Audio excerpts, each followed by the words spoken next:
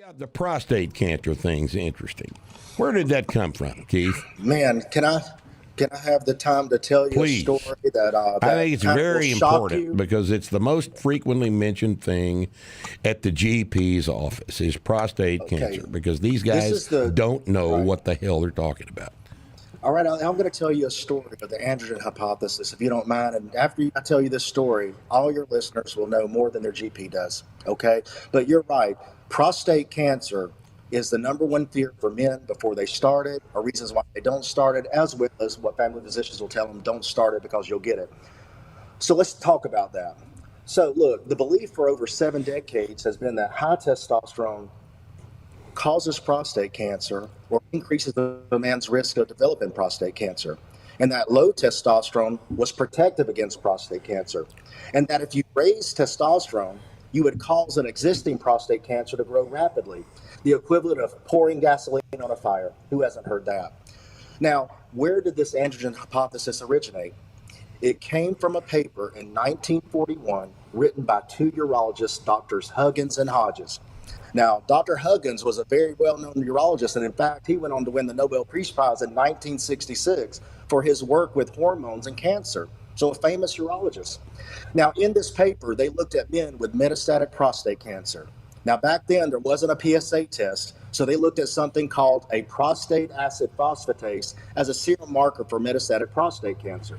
Now, in this study, Dr. Huggins reported that when men were castrated, either surgically or chemically, the acid phosphatase levels went down. He also gave testosterone injections to men, and he reported that in every man that got testosterone injections, the acid phosphatase levels went up. That sounds bad. Now, this was an important paper at the time because, believe it or not, this was the first paper that identified a cancer to be hormonally sensitive. All right?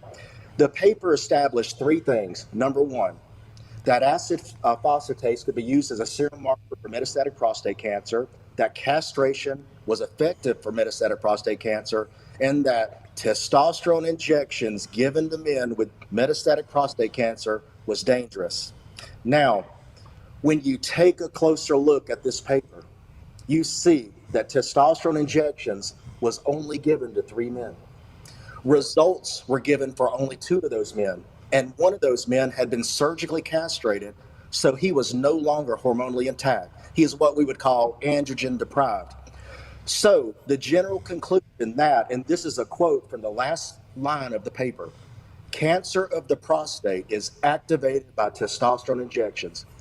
This was based on one hormonally intact patient who received testosterone injections for only 18 days, whose acid phosphatase levels went up and down and were essentially uninterpretable.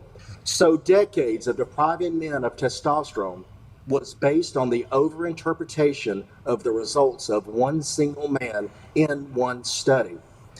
Okay, so you may wonder how that can happen. Well, in the 1940s and 50s, there weren't many physicians that had any experience using testosterone. Nobody had an adequate knowledge to question the results, so it became dogma that testosterone was dangerous for prostate cancer. And it's still thought that to this day. Okay, it wasn't until the 1990s that a Harvard urologist by the name of Abraham Morgentaler began to question the validity of the androgen hypothesis. In 1988, he actually started treating men with sexual dysfunction that had low testosterone levels with testosterone. Now, at that time, there wasn't any Cialis or Viagra, so, there really weren't any treatment options available.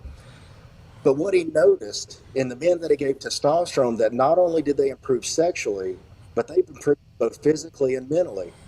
Now, you got to think about it. This guy had to be brave because at this time, his treatment in those men defied standard medical practice because in the 1980s, testosterone therapy was limited to three groups of men: men with congenital or genetic disorders like Klinefelter's, men with pituitary disorders, and those with absent testes.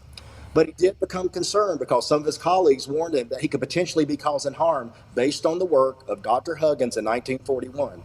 So in 1992, he started performing biopsies on men prior to initiating testosterone therapy in symptomatic testosterone deficient men who had normal PSAs and a normal digital rectal exam.